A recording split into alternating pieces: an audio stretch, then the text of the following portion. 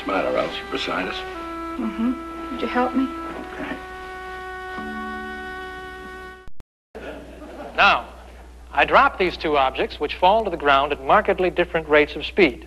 Observe.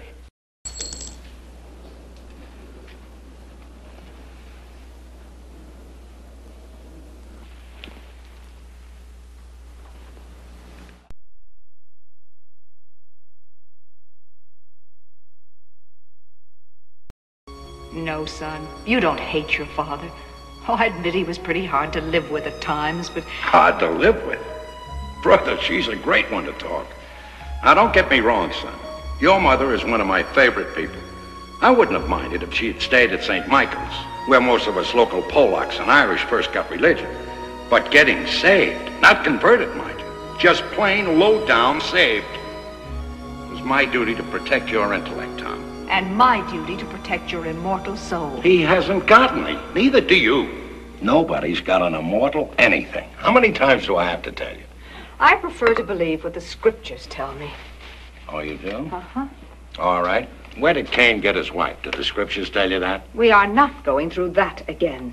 Where did Cain get his wife? Who did he marry, if we take the rational approach? Adam and Eve had other children. You mean he married his sister? The whole human race is a product of incest? Is that what you want this boy to believe? I wish you wouldn't eat with your shirt open. It's so common. Nobody does that. In that case, it's not common, it's rare. Right, Tomasco? I guess so. Why don't you read a good book once in a while instead of those stupid comics? Want to be a... You shouldn't have done that. You are not going to Lourdes. Who are you to tell me I'm not going to Lourdes?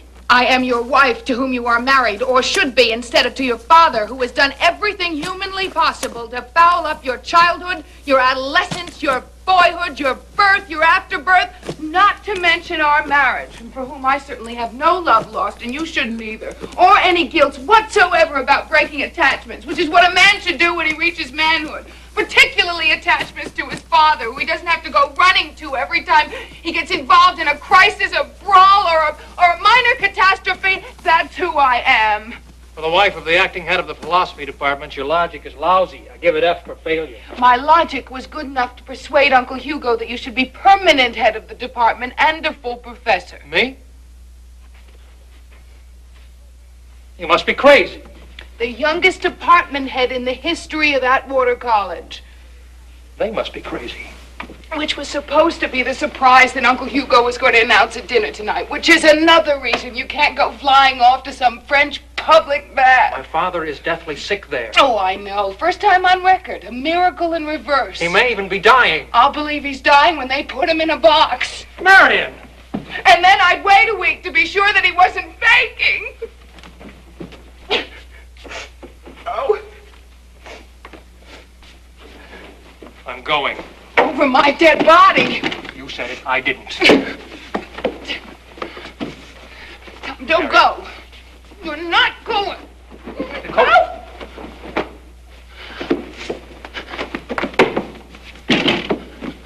Listen. No.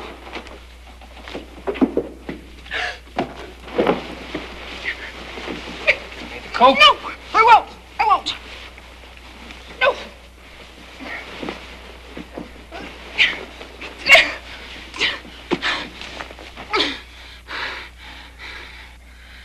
Oh, Tom, this is so stupid.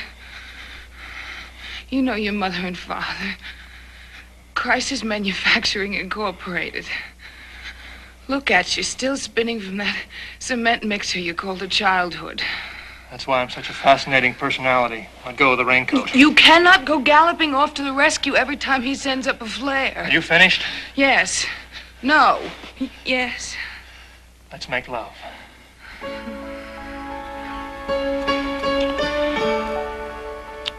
First, you will go downstairs and send a nice get-well cable to your father. And then you make 2 very dry martinis and hurry back up here. You have a couple of very persuasive arguments there.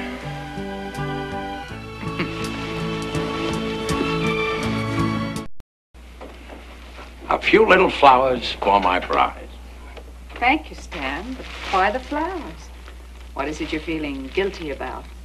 Me? Guilty? Whatever makes you say that? You've been drinking, too. A jug of wine, a loaf of bread, and thou, singing in the wilderness were paradise enow. Enow. That's Persian for enough. Better put these in some water. Stanley Waltz, connoisseur of beauty, would like to take unto himself his wife. How does his wife feel about it? Come on, Pop, let's go! It's all right, Elsa. Oh, I'm so ashamed. There's nothing to be ashamed about. Come on, forget about it, sweetheart. After all, it's not the end of the world. I mean, it could have happened to anyone. Oh, Stan. We were together, holding hands and praying. We were a family for the first time in years. I know, sweetheart. I know how you feel.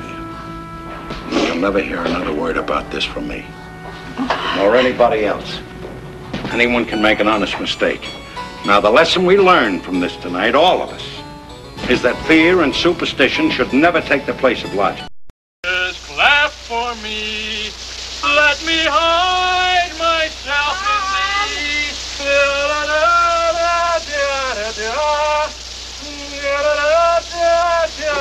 Hey!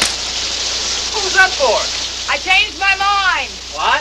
I said I changed my mind. I think you ought to apologize to Bagley and promise to love, honor, and obey. What? I said I think you should keep your job.